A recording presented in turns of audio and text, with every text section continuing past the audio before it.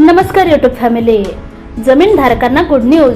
जमीन रूपांतराचा नियम बदलला. महाराष्ट्र सरकारचा मोठा निर्णय. कुणाला फायदा होणार ते आजच्या व्हिडिओद्वारे आपण जाणून घेणार आहोत. जर तुम्हाला रिअल इस्टेट व्यवहारांबद्दल संपूर्ण माहिती हवी असेल तर आमच्या यूट्यूब चॅनलला सबस्क्राईब करा आणि नवनवीन व्हिडिओ अपडेट्स मिळवा. सबस्क्राईब करा आणि तुमच्या रिअल इस्टेट नॉलेज मध्ये भर घाला. महाराष्ट्रातील लाखो जमीन मालकांना मोठा दिलासा देत राज्य सरकारने वर्ग 2 जमिनींसाठी म्हणजे भोगोटे वर्ग 2 नियमांमध्ये महत्त्वपूर्ण बदल केले आहेत. ज्या जमिनींचे पूर्ण मालकी हक्क वर्ग 1 मध्ये रूपांतर करण्यासाठी लागणारा 5 वर्षांचा प्रतीक्षा कालावधी आता पूर्णपणे काढून टाकण्यात आला आहे. पूर्वी सरकारी नियमानुसार भाडेपट्ट्यांवर किंवा काही अटींवर मिळालेल्या जमिनीचे पूर्ण मालकी हक्क वर्ग 1 मिळवण्यासाठी किमान 5 वर्षे वाट पाहावी लागत असे. या दीर्घ प्रतीक्षेमुळे अनेक विकास प्रकल्प, वैयक्तिक सौदे आणि पुनर्विकास प्रकल्प रखडले. नवीन निर्णयानुसार जमीन मिळाल्यानंतर लगेचच मालक आवश्यक शुल्क भरून वर्ग 1 रूपांतरणासाठी अर्ज करू शकतो.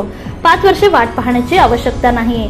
5 वर्षांची अट काढून टाकण्यात आली आहे, परंतु सरकारी तिजोरीत जमा करावयाचा प्रीमियम नजराणा अजूनही आवश्यक असेल. हे सध्याच्या रेडी रेकनर दराच्या 50% ते 75%, काही प्रकरणांमध्ये स्थान आणि वापरानुसार 5% ते 20% पर्यंत असू शकते.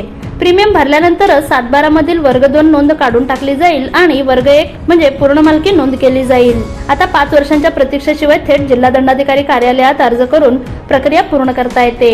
मुंबई आणि पुणे यांसारख्या शहरांमध्ये गृहनिर्माण संस्था, औद्योगिक आणि व्यावसायिक संकुलांना लक्षणीय फायदा होईल. वर्ग 1 बनल्याने बँक कर्ज मिळवणे, जमीन विकणे किंवा हस्तांतरित करणे सोपे होईल. राज्याचे महसूल मंत्री चंद्रशेखर बावनकुळे यांनी विधानसभेत एक महत्त्वाची घोषणा केली. त्यांनी सांगितले की महाराष्ट्रात पुढील 2 वर्षात केवळ 15 दिवसात जमीन मोजणी पूर्ण करावी अशी व्यवस्था लागू करण्याचा सरकारचा विचार आहे. सर्वेक्षण प्रक्रिया पूर्ण झाल्यानंतरच नोंदणी होईल आणि सरकार या दिशेने पुढे जात आहे. परवानाधारक खासगी सर्वेक्षण संस्थांद्वारे राज्यात लवकरच सर्वेक्षण सुरू होईल. आमदार श्वेता महाले यांच्या प्रश्नांच्या उत्तरात चंद्रशेखर बावनकुळे यांनी विधानसभेत ही माहिती दिली.